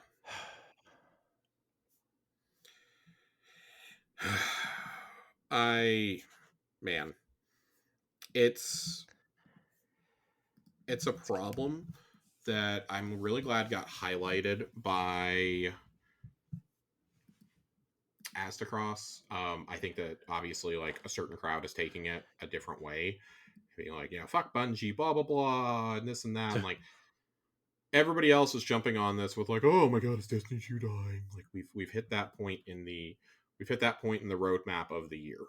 It's come a little bit earlier. Normally we get this in like late July leading up to the showcase or like right after the showcase, and then, we're going to watch the final shape showcase and we're all going to be like, fuck yeah, Destiny's back. Like this Aztecross video comes out on Monday and then Sunday or Monday. And then the cutscene drops on Tuesday and instantly all conversation around this dropped instantaneously overnight. Oh my God. Yeah, that's rough. Rough is a kind word right now. Yeah. I just, man, I don't know. It's really hard to tell people not to buy things in Eververse, right? Because I know there's a lot of cool things and I know people buy things, right? But like it's the put your money where your mouth is. If you're upset about the Eververse stuff, like don't buy anything type thing. And that'll be, and that'll solve one issue, but will that cause other issues? Like will seasons go up to $15 instead of 12 if people aren't buying as much in Eververse, right? Like, I mean, I don't know, man. It's tough. This is a tough situation that we're in, and it's not great. Yeah, it's and like I like the $100 version or the it's still $100, right? The ultimate version for the year. Yeah, like for a year's worth of content, right? that's not terrible, but I know we already went over like everything, what everything costs. It's like, man, that's like, I feel bad for the people who love this game and can't afford to do that at the start, right? Because they're of specific financial situations. It sucks, man. It really Well, sucks. and then the last thing I kind of want to bring up on the nickel and diming is the costs don't go away when a new expansion comes out. It used to be new expansion released, the previous expansions were included. ESO does this, for example, right? I think they include everything up to a certain point. Maybe the last expansion isn't included, but they knock it down to like $10. And Mm-hmm. it has, or you can buy the Ultimate Edition for $70, get every single piece of content they've ever released. Destiny used to do this. They stopped doing this around the time Shadowkeep came out, I would say, because they didn't include Forsaken. Are And you that's sure it didn't happen with Beyond Light? I thought Beyond Light was the first time it didn't no, it happen. didn't happen with Shadowkeep. I know Okay. for a fact it didn't because they went back and realized, oh, we're sunsetting Forsaken. We have to sell the Forsaken pack now. Right. You're right. Forsaken was being kept separate. What they You're did right. when Forsaken came out was Forsaken included the base game and both mini DLCs. So I didn't even realize this because I've never thought of it as a new player. Nadiki was pointing this out to me. He goes, when I first started playing in Forsaken, I had the base game, I had the 2 mini expansions, I had Forsaken, I had all this great package for like $50. Mm-hmm. And then I had the season pass content on top of that. It's like, and like the cost has started adding up over the years, you know, someone who started playing as a teenager and whatnot. I think of the cost to get somebody new into this game and to get to experience the very best content. Even on sales, you are still looking at probably spending like $300 to play everything. Yeah. When you include dungeon keys, when you include season, and that's just the seasons that are currently available. Like it's $100 for everything for this year. You have to buy the Yeah. dungeon key for last year. You have to buy the Witch Queen. You have to buy the 30th anniversary Well, pack. they sell that big bundle with everything in it. That doesn't include seasons, but it I, includes the I mean, the but still, the point remains. You're spending like $200 to get to experience everything in Destiny, yeah. at least bare minimum. And in a Yeah. world where a regular game costs $70, that's almost 3 full priced games that I could be buying. Mm-hmm. Why on earth would I want to spend that money in Destiny if I'm not already invested, you know? Yeah. Yeah, man. That's rough. And that goes all the way back to your point of like it's so hard to get people into the game. Right. The It's cost very hard even if to, people yeah. even if people are interested in like what's going on or the story or whatever, even if they took a year off or 2 years, like the cost is going to keep people away, let alone the like, you know what I mean? Like, man, it's so I don't know, man. Unless you're already invested, I feel bad for people trying to jump in now. And it's just going to get worse until they put out a new Destiny 3. Like that has to be if nothing else, if you want to get new people in, Destiny 3 has to exist. It has to, and I mean, it's going to have to include access to the things we've paid. Like, I look at how much I've paid over the lifetime of Destiny 2, and it's like, okay, like I start adding it up, and it's like, okay, well, you know, expansions used to be like $50, and then they went down in price a little. And that's when they started doing the season pass bullshit, and like, I've probably spent like $600 in terms of Destiny 2 content before I talk about silver purchases. I've probably spent like another 150 in Eververse Yeah. pretty easily. Yeah. I think it's something that Bungie really needs to start keeping in mind. Like you are now owned by Sony. You do not have to nickel and dime anymore. But Mhm. also, like, I need Sony to also understand this, that if it is a mandate that has come down from your studio heads, that they need to stop. This is how Mhm. you kill live service games, is by nickel and diming your players. Mhm. And I mean, I've been pretty lenient on the Eververse front outside of the event cards and dungeon keys, I feel, over the last couple of years. Let me Because ask you this, Josh. Let me yeah. ask you this real quick, before you finish your thought. Mhm. So instead of charging for seasons, would you prefer? I mean, we talked about this maybe a year and a half ago at this point, but would you prefer a subscription model at this point? No. No. No. I think a subscription at this point in Destiny 2, with the general attitude towards the game, I'm with not. I'm not talking Destiny 2. I'm talking whatever's next. No, No. I would never buy a subscription from a Bungie game at this point. They would have to prove to me why I need why I need a subscription model. That would have to be proven to me. What on earth can I possibly get from a subscription that I can't from here? And it can't just be like, oh, well, we give you, 1,000 silver every month. I don't fucking care about that. I want to know, what am I getting here that I'm not getting from the base game? Like Fortnite, when I pay for Fortnite Crew, I get my 1,000 V-Bucks because I'm probably going to buy cosmetics anyways in a cosmetic-driven game. I get a special skin every month. And they've started throwing in other bonuses periodically. Like, I am okay with that because that is a purely cosmetic game on a free-to-play game. Mm-hmm. I did not have to pay for anything. It is all optional. I could never spend a dime in Fortnite and have a great time. Mm-hmm. But I want to have the fun skins. I want to play the wacky shit. I want to buy the occasional bonus pass. I do that with their money, essentially. Yeah. I get my battle pass as a part of this subscription. No, we've spitballed what a subscription service would look like, and maybe like post final shape, like we can get back into that. But I would have to have like I would need to see proof before I decide to sign up for any of this. I would need to see them commit to fixing things like PvP first. Yeah. Because I will tell you, I will never give a dime towards a subscription service that will put more money in Bungie's pocket that I'm already giving them, just to see them not take care of like 45% of 45% of their game. Because at this point, like, Crucible is in a really bad spot. Gambit has not seen a new map since Forsaken. That's actually insane. We've not had a new Gambit map in going on 5 years. Mm-hmm. 5 years, Corey. That's so insane, man. That's pathetic. It's pathetic. I was complaining about this on one of the early episodes of Tower Casuals. It was pathetic then. It's embarrassing now. I mean, the longer it goes, it gets even worse. Yeah, do you think that we're just like going to forget about it? You build this as a core mode and then you don't do anything about it. Yeah. I mean, if you're not going to do anything with it, just take it out of the game. I mean, there's not a lot of vocal people out there that like it anyway. Yeah, not a fan. Not a fan. I mean, I think I know it's like the lore reasons Drifter's training us, but like after the witness is gone, yeah, I think it's got to be gone. It's got to be taken out. Yeah, you got to eliminate it, man. You just have to. You have to. So I don't know. I thought the idea of Gambit was cool, like at the very beginning, and then it just like was not. It was not. So yeah, I'm. Anyways, I think we're just going to keep talking ourselves in circles over this. Yeah. Yeah.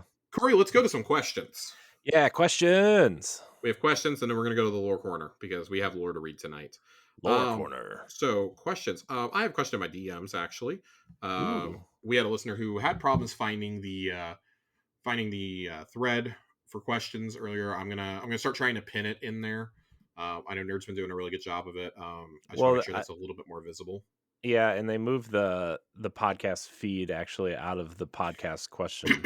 Right. There was so much discussion happening around the Aztecross video in the podcast channel this week that it buried the questions thread. Yeah. So Suze writes in and goes, can you guys talk about what you think Asha and Sloane's roles are going to be in the coming seasons? I think it's so. You asked this a week too early because we need to see what happens next week. But honestly, judging by the Destiny way of things, not much. Yeah. I mean, maybe Titan is given to the Hive / the Krill at the end of all this. If they're not corrupted by darkness anymore, maybe it's given to the Lucian Hive or something. I don't know. Yeah. Maybe Savathun lives and she rules there. Yeah, something like that. I mean, we've long thought that the Cabal are going to get Mars and that the Elixir will probably split Venus and Earth with us. Mm-hmm. I would say that Sloane is probably dead. Her Taken infection has been getting worse and worse throughout the season. That's pretty bad. It's pretty bad. She says like that basically the screaming of Xivu Arath in her mind is just unbearable at this point. I do not expect Sloane to make it possibly out of this season. Certainly not to the final shape. Yeah, I don't think she's gonna make it to the final shape. Then again, we I all thought she was dead like 3 years ago, so yeah, who knows? I wonder. I mean, I wonder if she like, not to get super morbid, but I wonder if she Mhm. like kills herself to like, or like before she gets taken, totally corrupted because she doesn't want them to, you know, I don't know. That seems very dark though. Even Yeah, even not for Destiny. not a not a huge fan of it. Sue's also asked a second question. Uh, can you also talk about how Drifter seems to be becoming such a big part of the story and how he's propelling our discovery of forward steps? So I take this to assume like how he's kind of propelling the story forward and kind of laying out the path for us. We did talk about this a little bit last week. Drifter is. We might have to do a Drifter deep dive later this season, in the slow months or the slow weeks Yeah, ahead. But yeah, I think Drifter is setting himself up to be a pretty key component of the story going into the final shape, which is great because it's delivering on the promise we got with the Beyond Light teasers, where it seemed like, oh my god, Drifter's going to be such a huge part of this, yeah, and he did fuck all. He sat in camp, is what yeah, he did. He yeah. sat in camp and had to be bailed out of a fight by Eris and Elsie. Hmm. And we were so stoked, like, oh my god, it's the derelict. Oh, he's descending in a ship, and oh, he's on a sparrow. Oh my god, it's Drifter. And that was the most that we ever got, was that really hype teaser video. Yeah.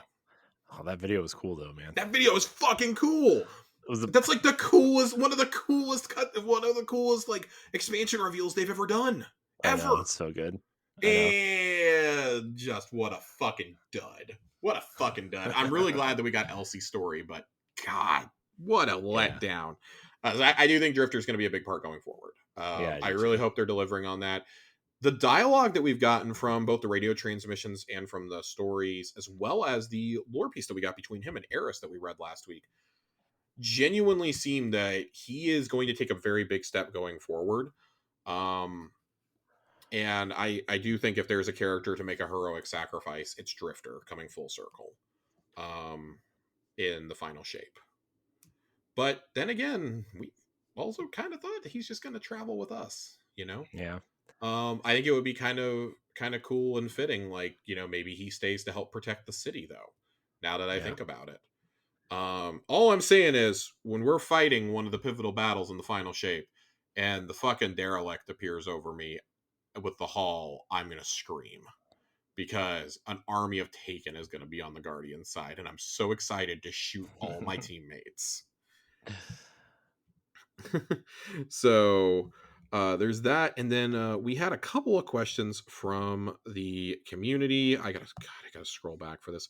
Every time you close out of like a channel, it just scrolls you to automatically to the latest message, and it's really annoying. Yeah. um Tiger Jesus, as always, writes in, what is y'all's favorite Helm seasonal room? I'm assuming this means overall. What's our favorite room we've ever gotten in the Helm over the last couple of years? Oh man, I really I really like the Rasputin setup Yeah. room. I really liked when Mara was set up down there too, though. I guess you would call it what, the constellation room, I guess you could call it. When Mara was set up down there.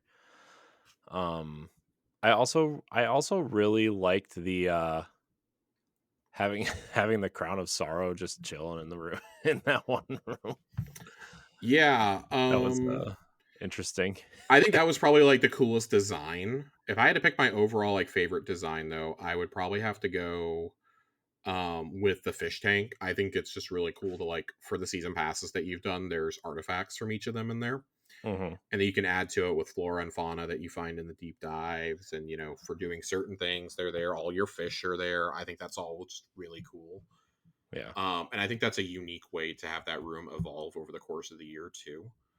Yeah. The other one that I really like, it's going to be in the same room. I love when we brought fucking Insurrection Prime into the All right. helm and Yeah. plugged him into the helm during Splicer. I thought that was pretty great. That Yeah, was that was very funny to me. Hey, this thing tried to nuke the city. Let's put him in. Let's put him in the fucking helm, which right. at the time was still parked in the city. Right. Like we forget the helm didn't actually take off until we put the Crown of Sorrow in it. Right. Which is still, I can't Still believe they just put the crown that's in there. almost as funny as we conducted a ritual with the Crown of Sorrow in the helm. That is up there with bad ideas with Ikora building a Vex portal straight into the tower. Yep. I Oh get that boy. we don't use Hawthorne's part of the tower, but damn. Yeah. Um Am I right?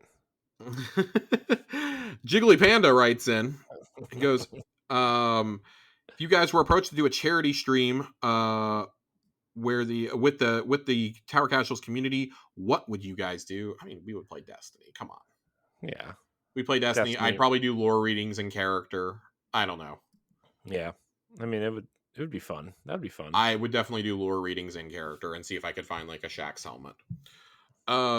And Jiggly Panda also asks, since there's been a lot of talk about Destiny being dry and boring game, what has kept you guys going for 9 years?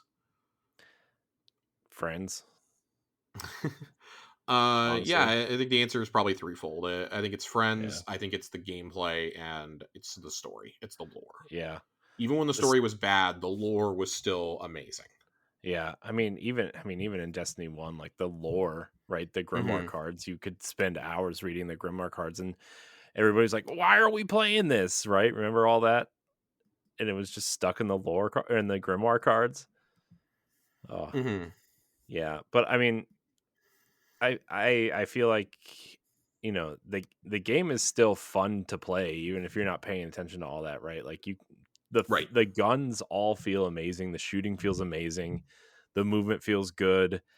You know, even going into like a patrol zone and just shooting enemies to do some bounties is still fun, right? So I mean, Yeah, it's very much the next evolution of the Halo gameplay that they perfected, mhm, right? yeah, And that's always been the most enjoyable part about the gunplay and about the movement, I think. yeah, yeah. Definitely feels like you said, the evolution of Halo at this point. The evolution of Combat Halo evolved, they might indeed. say. I hate you so much. I cannot stand you. Oh, come on, that was Um, good. That was good. Come on. come on. You know who would appreciate that joke? Ronnie. Speaking of Ronnie, our next two questions are from Ronnie. In Destiny's life cycle, there have been some serious lows and some serious mountaintop highs the community debates over.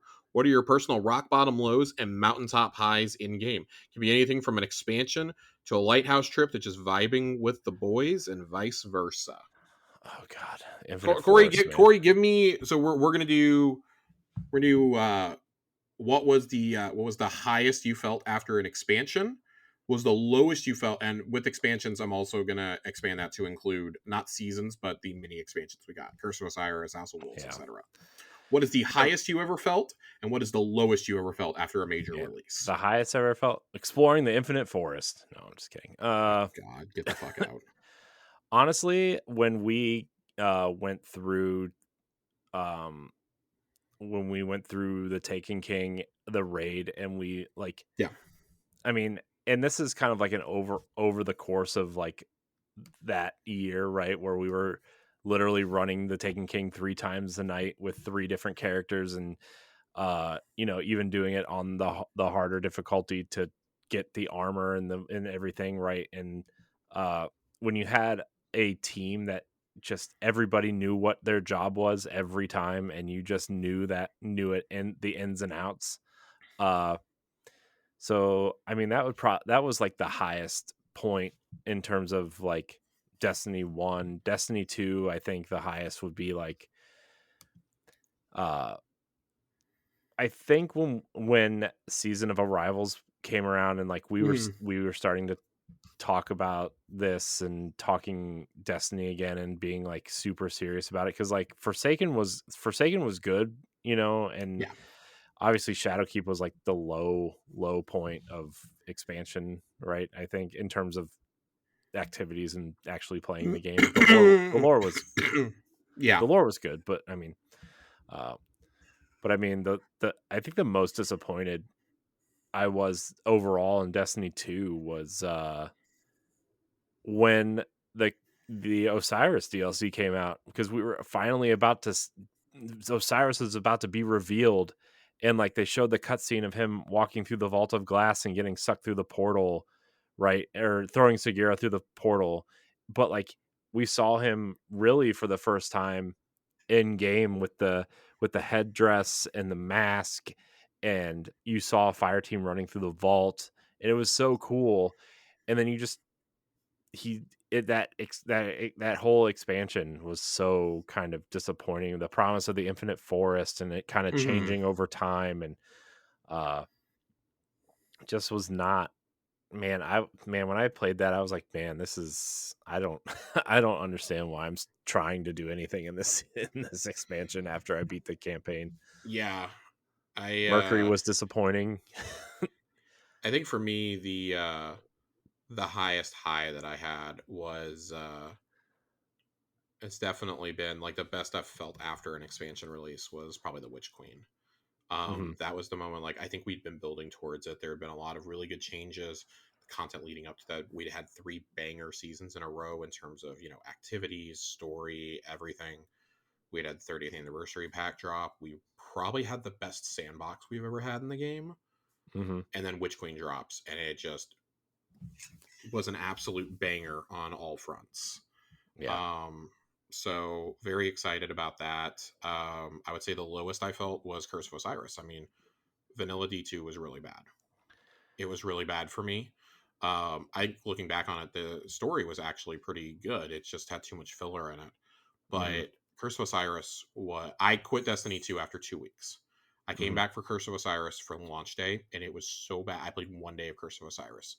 You can go back and you can actually look at my playtime. I had one day, Hmm. and it was launch day of Curse, and then I did not come back until weeks into Warmind. I actually had to be coerced back by a combination of my friend who was playing a lot at the time and the reveal of Cade's death. Hmm. That's what got me back to Destiny. Yeah. The I would say in terms of like my favorite memory though. There's a couple. I mean, I think fondly back to my first Vault of Glass clear a couple weeks after it came out. Just how I had never seen anything like that in a game or in a shooter before. I mean, I'd never played an MMO, so a raid was something completely new for me. Whereas a lot of my friends had played World of Warcraft. I had never played anything like that, so this was totally new for me. And then I think of my first Lighthouse trip.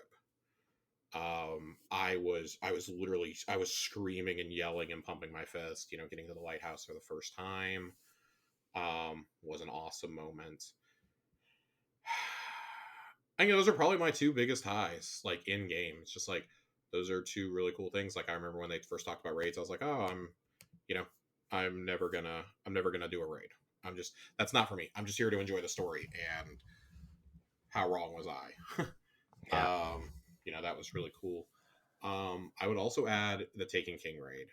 When you do King's Fall for the first time, you see the size of Oryx, how big he really is. Yeah. That is a moment that is burnt. It may not be like the most iconic moment in Destiny, but I think it's like the most iconic like boss reveal in Destiny. Yeah. That, I Um, mean, when you walk into the room, when you see the sisters for the first time, right, and you beat them, mhm. and then you walk down the path with like the pillars on each side of the pathway, and you just see him climb up the side of the ship, dude, how big he is. And like, man, also like the fact that entire expansion and raid was running on an Xbox 360 and a PlayStation 3. Oh my Yeah, god. it's pretty crazy. Yeah, I'm gonna leave my thoughts there. I'm gonna leave my thoughts there. Yeah, we could talk I about. would also say that, I mean, if I had to pick another Destiny 2 memory, figuring out Whisper of the Worm and that Mhm. activity was so fucking hard. Yeah. Pre-Shadowkeep, that was such a hard activity, but it was so good. Or Yeah. to be not pre-Shadowkeep, pre-Forsaken. Yeah. But that's one of the coolest secrets they've ever put in the game was that. I would love to see more shit like that, but you'd have too many crybabies. Ronnie also asks, on the PC side, Windows or Mac? I use a Mac, so I have only owned a Mac for the last 13 years. yeah. So, yeah. If I so It I've depends been on what you want to do. yeah. I mean, I've been contemplating getting a Rogue Ally, uh, Mhm. and that would be the first Windows machine I've owned in about 6 or 7 years. But here's the thing: I actually had two Windows-based PCs built for me in the last decade, and they both died within a year. And both of these Yikes. people who built it for me, and Josh, I think you know some of these people, but I'm not going to name them on air I do know because at least one of them. and yeah, and it died, and they quote unquote build PCs for people all the time, so and that like really turned me off of. And I know it's not like I know that's a PC building problem and not a Windows problem, but every Mac I've ever owned, I've never had an issue, right? So that's kind of why I lean that way. Plus, like I can boot my Mac into Boot Camp, Windows through Boot Camp, so I still kind of get the Windows experience if I need it anyway. Mhm. It doesn't really, I mean, it runs, but it's kind of, it's not perfect, but it's doable. Oh my god. Okay, sorry. I was definitely listening to everything you were saying, but I'm really glad that you were talking because I thought I was done with having to pay attention to the NBA draft, and the Mavs decided they were going to make a trade right as I Oh closed my no. window out. Yes. Okay. So this is I've really been going through it. Okay, we described it at the beginning of the show. I've been going through it. They traded down the 12. I got Davis Bertans, you Latvian fuck. You are finally off my team. I don't have to pay you $16 million to warm a seat on the bench next to Mark Cuban. Okay, I'm really glad you're gone. Mark Cuban would have been a better suit up for us out there this last season. That's how bad it is. Sent his ass to Oklahoma City, traded down 2 spots. We took Derek Lively. Not jazzed about it. Don't like it. The man averaged 5 points a game in college. He is Rudy Gobert 2.0, and it terrifies me. This man better be prepared to catch every fucking lob that Luka throws his way. I digress. They just made a deal with the Sacramento Kings to acquire Rashawn Holmes, who it was largely seen was kind of like, you know, what's the word I'm looking for? Redundant.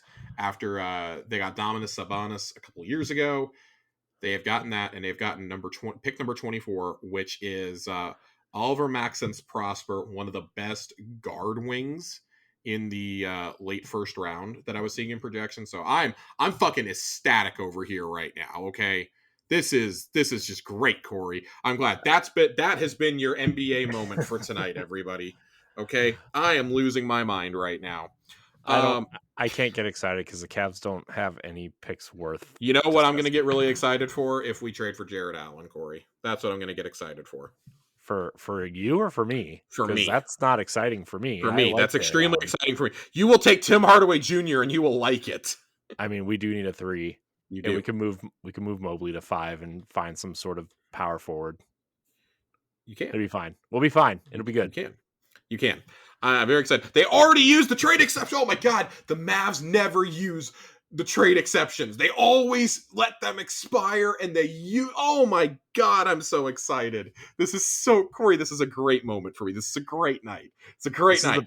This is the best Josh has talked about the Mavericks in like 3 years. Feels This like this is the best I've talked about him in like 4 or 5 months. Now sign and trade Christian Wood's bum ass, and I'll be really happy.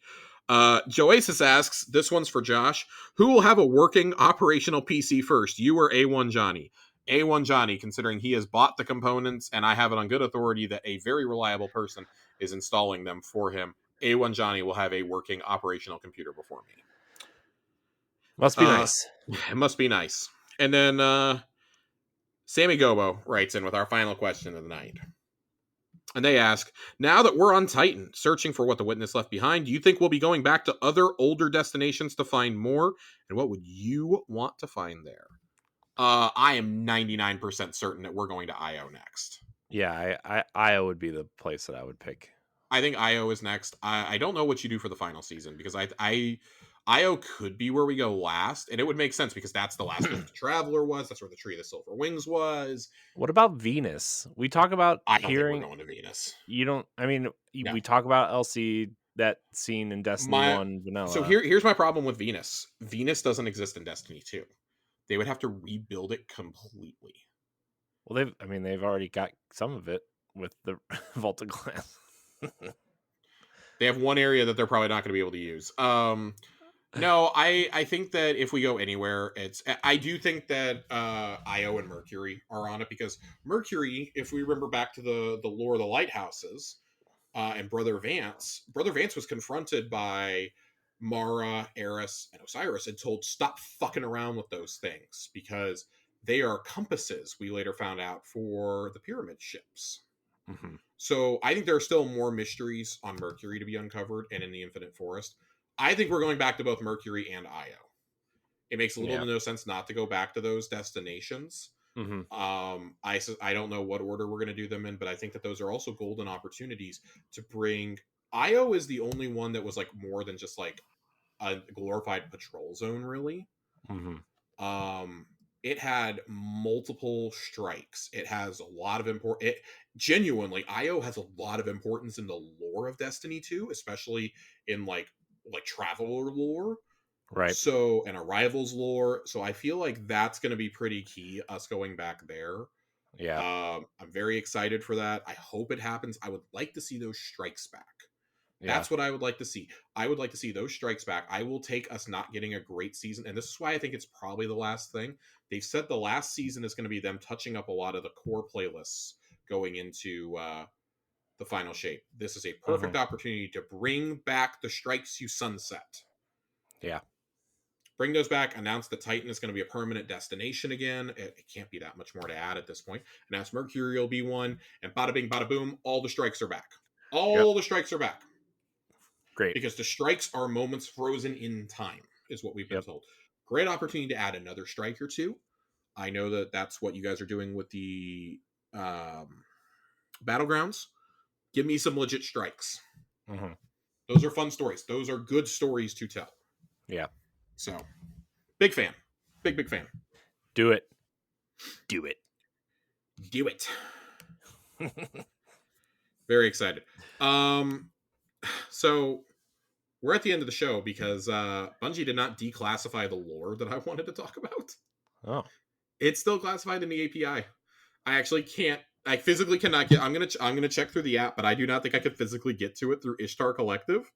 Oh. And that's really bothersome because I really wanted to read this lore tonight.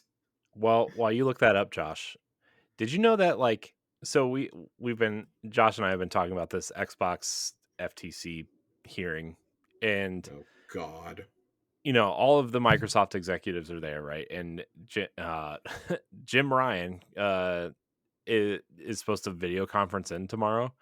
Did you know it's a pre-recorded video? I did, and I find that personally hilarious. For a trial? Are you kidding?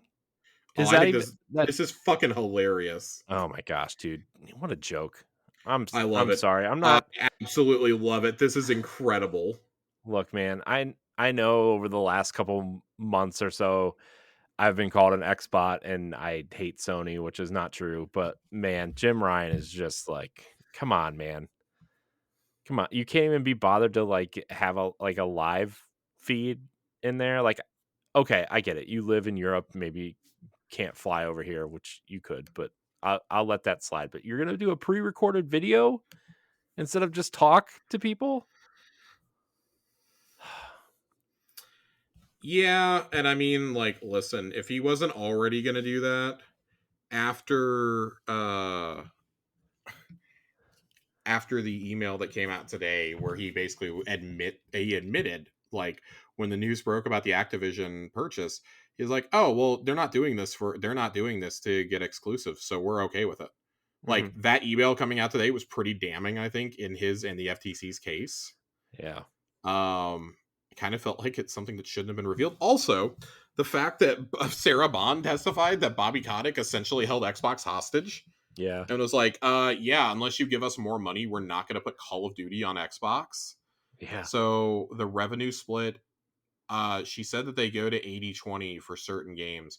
It's speculated that the split for Call of Duty is even higher than that it could possibly be as much as like 85-15. Yeah. Which is just wild to me. That's unheard of. The traditional split is 70-30. Yeah. 70 goes to the publisher, 30 goes to the platform holder. That is wild. For a game like Call of Duty, that is hundreds of millions of dollars we're talking about per installment. Yeah.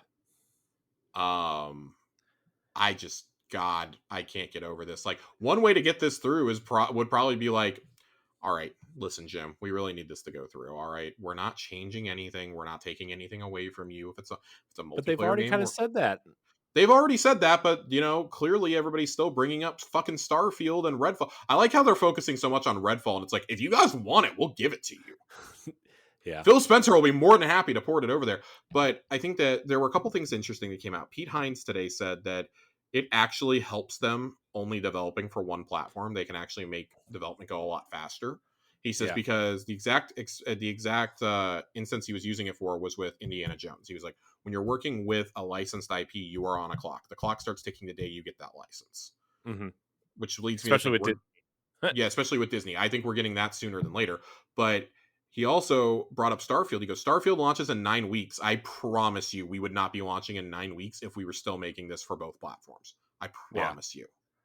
Yeah. Because you got to optimize for both. You got to make sure the bugs are ironed out on both. That something that's buggy in one isn't going to be buggy in the other sometimes. Like, there's a lot of specific changes you got to make. And yeah, and you can point to specific Bethesda games, especially during the PS3 360 era. I mean, literally every time a Bethesda game's come out, it's been better optimized on Xbox than on PlayStation. Every single time. Yeah. Every time. And that's because they had more experience with Xbox, because the Xbox architecture really hasn't changed over the years. They've used a lot of the same ones.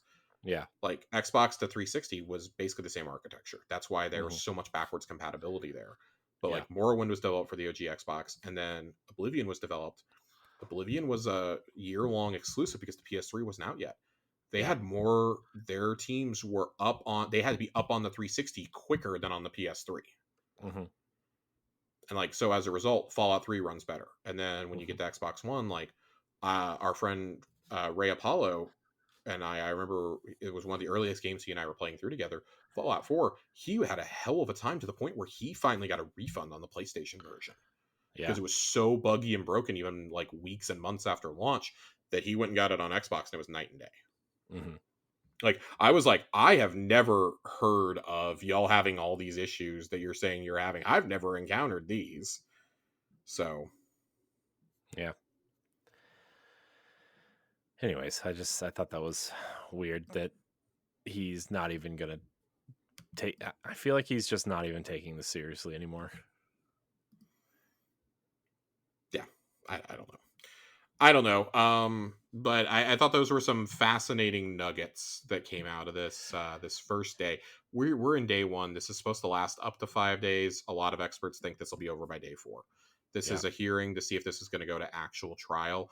The judge was asking a lot of questions. He basically was like, why wouldn't you want your games on Game Pass? This sounds fucking great. Yeah. Also, don't you need that Windows key to stream games? Oh my! Did you hear about that? Dude, I heard so many different things there. Like, they're so determined to say that like the Switch isn't a real platform, that PCs are like inaccessible for people. Yeah. That this is actually amazing to me. It's like, I've never seen a company fight so hard, or I've never seen a regulatory board fight so hard to keep the market leader in power. Right. And to keep somebody in third place. I think that's actually really funny. Like, I believe there was a study done last year that even if Microsoft buys Activision Blizzard, their market cap is still going to be behind Nintendo, who is in second place. Yeah. That's just crazy to me. That's crazy to me to think about. But like, they reiterated again today in court also that like they have not decided on if Outer Worlds 2 is going to be Xbox exclusive, since the first one was on PlayStation. I mean, come on. We all know it's going to be an exclusive. Okay. Yeah. Like, let's play nice for the courts. Yeah. Because like, let me be really clear. Hellblade 2 ain't coming to PlayStation. They're not giving that one up. They might give Outer Worlds 2 up, but they're not going to give up Hellblade. Yeah, I mean, I don't think they're going to give Outer World. I think anything you see from here on out is going to be. I think if it's an individual studio, the only thing you're going to see come out of Xbox on PlayStation will be Minecraft stuff, and I was going to say, and like Elder Scrolls Online and Fallout 76. You know, I mean, Deathloop 2, no, right? I mean, so I'm going to push back on this a little bit. I know this isn't Destiny talk. We're going to wrap up here in a second. I'm going to push back on that. I think that when you come to publishers, it's a little bit different. I genuinely do think that Bethesda, it's going to be a case-by-case basis. I think if it had an existing game in the franchise, with the exception of Elder Scrolls and Fallout, because there are already multiplayer installments of those franchises, that's the loophole they're going to use here. That, like, Doom 3, if it's made, is going to go to all platforms. Wolfenstein 3 going to go to all platforms. Indiana Jones is going to be exclusive. That's a new IP. That's a new IP for them. Deathloop 2, why not put it on all platforms? Ghostwire, if there's a sequel to Ghostwire, which I don't think there will be, why not? Evil Within 3, there's the one we can talk about. Evil Within 3, put it on all the platforms. Why not make a few extra bucks? You know, I see no reason why that can't happen. Activision, like, can you imagine the uproar if they decided to make Crash Bandicoot exclusive to Xbox? Can you just imagine that, Corey? Like, I personally wouldn't even want that. Like, I am more of an Xbox fan than anything, and I would not want to see that. I almost feel like Activision Blizzard stuff would be treated even more different than Bethesda at this point, right? Like, I think so. I think basically anything Activision Blizzard to me, again, with the exception of, like, if a new IP were to be developed, would stay. Those would explicitly be multi-platform. Or if you took someone like Toys for Bob to do like Banjo-Kazooie or something. Well, that's what that would qualify as an exclusive or as a new IP. Like, I think single player new IPs would still be exclusive. I think multiplayer, I think Microsoft has the incentive to put them on other platforms, especially right now. But I mean, Jim Ryan's threatening to hold PS6 development kits back, and it's like, cool, you explain to your fan base why Call of Duty isn't on your console. Yeah.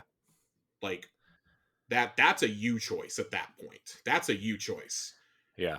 And the shareholders are going to vote you out. You're going to lose your job. But I think that even in the case of, like, Elder Scrolls and Fallout, like, maybe we see like a Final Fantasy situation where, like, they're exclusive indefinitely, and then, hey, 2 years later, here's the Game of the Year edition, and we're going to put it on there. But, like, Starfield's a new IP. We're keeping Starfield forever. Yeah. Why wouldn't you want to pick up those Elder Scrolls? If Todd loves re-releasing games, pick up those Elder Scrolls $6 off of them. But if it's a Fallout game made by, like, Obsidian, well, that's going to stay with us. Right. I think those are different scenarios. And I think that's fair. I think that's fair. But, like, if it's a pre-existing franchise, and I do think, like, with Elder Scrolls, it's a little tricky. But when I think Bethesda games, I think Xbox. I'm sorry. Like, I just do. You had, what, 3 real releases on your box? Like, on PlayStation? Xbox started with Morrowind. Morrowind is the whole reason why these games even came to console in the first place. Yeah. So, I don't know. I digress. I'm gonna get upset about it. How about the Nintendo Direct, though? I know.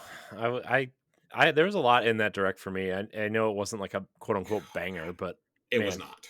That could have been most of that Direct could have been an email. Dude, new 2D Mario, hell yeah! I got very excited about new 2D Mario, about Super Mario RPG. Pikmin 1 and 2 for me. Amiibos. Like, Pikmin 1 and 2 for me, man. I'm like, man, you just ruined any chance of me buying Pikmin 4 at launch because you gave me Pikmin 1. So here's my problem with Pikmin 1 and 2. They've now been on every Nintendo console, every Nintendo home console over the last 22 years. I am so tired of these games getting re-released. I knew it was coming. These games should have been put out years ago. There's no reason you couldn't have done a triple pack. No, here's the thing though. This $50 for these games is egregious. For a bundle? Yes! These are 20-year-old games, Corey. This is the Nintendo tax, and I'm tired of paying it. I don't know. I don't think $50 for both games is terrible. I think $50 for 2 GameCube games is absurd. That is fucking wild. This is not as bad as Advance Wars, but it's pretty close. Advance Wars is also egregiously priced. Well, I mean, I guess that's Nintendo for you. This But wouldn't happen if we had a proper online console or virtual console, excuse me. This wouldn't be happening. yeah, but I mean, I think GameCube is that sweet spot where you can up-res those games and sell them for you know, I 40 mean, or $50 a piece and still. gross. Fucking gross. I mean, The GameCube that's is what they're like gonna do. arguably my all-time favorite console, and I think this is disgusting. I know, and that's why they're doing it, you know. So No, I think, but you know what I'm gonna do, Corey? When we're done with this, you know what I'm gonna do? I'm gonna go in my closet. I'm gonna pull my mm-hmm. GameCube out. I'm gonna pull out my copy of Pikmin 1, and I'm gonna play it on my monitor. That's what I'm gonna do with my Wavebird controller because I still own all my shit from when I was a kid. Yeah, Pikmin 1 is one of like 8 games I still have for my GameCube. yeah. Man, GameCube, what a great console. Nobody What a bought. great fun. What an underappreciated console, too. Now everybody's like, let's No. go, oh, I love the GameCube. No, you didn't. No, you That didn't. thing You did didn't buy not it. sell. You were That's a the same. PlayStation 2 kid. Don't even lie to me. You were getting your That's Jack and Daxter on. All right, you want to hear some real hate, Josh? This is what I say about Earthbound every time somebody brings it up. Oh, Oh, I love Christ. Earthbound. Okay, you know what? How's come there were 75,000 copies in the Toys R Us $10 bin when I was like 8? And what is this game? This game looks dumb. Nobody bought it. Nobody bought Earthbound. You don't love Earthbound. You only like it because you want to be hip like everyone else. Shut up. Also, Yeah, very overrated. I've met like 2 people in my entire life who genuinely, I truly believe, love the Earthbound series. And they've even given up hope of there ever being a new game. It's like thinking there's going to be a new Kid Icarus at some point. Just give up the dream. I mean, we got a Kid Icarus game more recent than Earthbound I on the guess. 3DS. We got that 3DS version that really destroyed your hands if you tried to play it without the stand. I try to forget that Kid Icarus Uprising was a thing. Oh. Just like I try to forget every time they announce a new WarioWare game. Corey, get me out of here. Okay, I want to thank Get everybody me for out of watching here and before or I complain more. listening to this episode of Tower Casuals. You can follow us on social media at Tower Casuals. You can join the Discord. Join the Discord. Josh, thank you for your time tonight, as always. Always. Beefy show tonight. Very excited about this. Oh my god, cutscene, very beefy show. Very yeah. excited. Where can we find you, Josh? Twitter at Just_Finn 2 N's. I'm probably just gonna be screaming about the Mavericks though. Both good and bad things. You already are, judging by my Twitter feed. I know. I'm gonna be very up and down. I'm very upset. So I'm happy and I'm upset at the same time. So yeah. Well, you can find me at I am Corey HG on Twitter and Instagram. Yeah, like the podcast, leave a rating or review wherever you listen. I should probably start saying that more. So do that. Tell a friend. I want to thank everybody for watching and or listening. And until next time, we love you. Goodbye. bye-bye.